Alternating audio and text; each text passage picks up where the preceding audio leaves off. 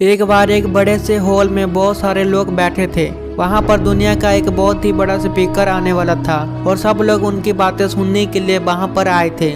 लगभग 10 मिनट के बाद वह स्पीकर स्टेज पर आ जाता है और वह बोलता है कि अगर आपने मेरी बात ठीक से सुन ली और समझ ली तो आपकी जिंदगी पूरी तरह से बदल जाएगी। उसके बाद वह अपनी जेब से एक बिल्कुल नया चमकता हुआ 500 रुपए का नोट निकालता है और उसको ऊपर करके सबसे पूछता है कि यह नोट आप में से किसको चाहिए। यह सुनते ही सब लोग अपने अपने हाथ ऊपर कर देते हैं। वह स्पीकर बोलता है कि यह नोट मैं आप में से किसी एक को दूंगा, लेकिन इसके लिए आपको थोड़ा वेट करना होगा। अब वह स्पीकर उस नोट को अपनी मुट्ठी में बंद कर लेता है और थोड़ी देर तक उसको मसलता है। अब उस नए नोट में सल आ जाते हैं और वह थोड़ा पुराना सा दिखने लगता है और वह एक किनारे से थोड़ा फट भी जाता है।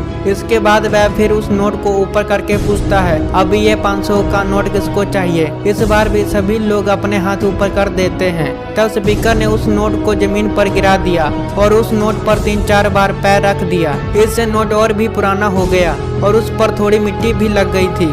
फिर उन्होंने उस नोट को ऊपर किया और पूछा कि अब बताओ अब इस नोट को आप में से कौन कौन लेना चाहता है। और इस बार फिर सब के सब ने अपने हाथ ऊपर कर दिए। स्पीकर अब नोट को फिर से नीचे जमीन पर गिरा देता है और उसके ऊपर कूद कूद कर उसको दोनों पैरों से रगड़ देता है और उसके ऊपर चाय भी गिरा देता है। अब नोट इतना गंदा हो जाता है कि उसको पहचाना भी मुश्किल हो जाता है। कोई भी उस नोट को देखता तो यही बोलता कि अब ये सिर्फ एक गंदा कागज का टुकड़ा है, अब ये बेकार है, इस दुनिया में इसकी कोई वैल्यू नहीं है। स्पीकर ने एक बार फिर उस नोट को उठाया और ऊपर करके सबसे पूछा अब इस नोट को कौन कौन लेना चाहता है। और इस बार भी सब के सब ने अपने हाथ ऊपर कर दिए। कितना भी गंदा पुराना मिट्टी में सना हुआ चाय का दाग लगा हुआ हो, लेकिन अभी भी वह 500 रुपए का नोट ही था। जिंदगी कई बार बड़े बड़े झटके देती है। आप एग्जाम में फेल हो जाते हो या जॉब के इंटरव्यू के बाद आपका सिलेक्शन नहीं होता। जब आपका बुरा समय चल रहा होता है और आप सिचुएशन का सामना कर रहे होते हो, उसके बाद आपको लगने लगता है कि आप सफलता के लायक ही नहीं हैं। आपको लगता है कि दूसरे लोग आपसे बेटर हैं और आप किसी काम के नहीं हो,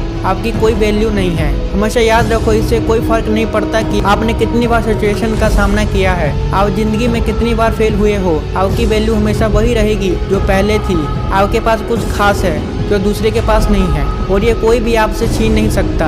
अब तक सक्सेस नहीं मिलने से आपकी वैल्यू कम नहीं हुई है। आप अभी भी अपने बारे में कितना भी लो फील कर रहे हो, उससे कोई फर्क नहीं पड़ता।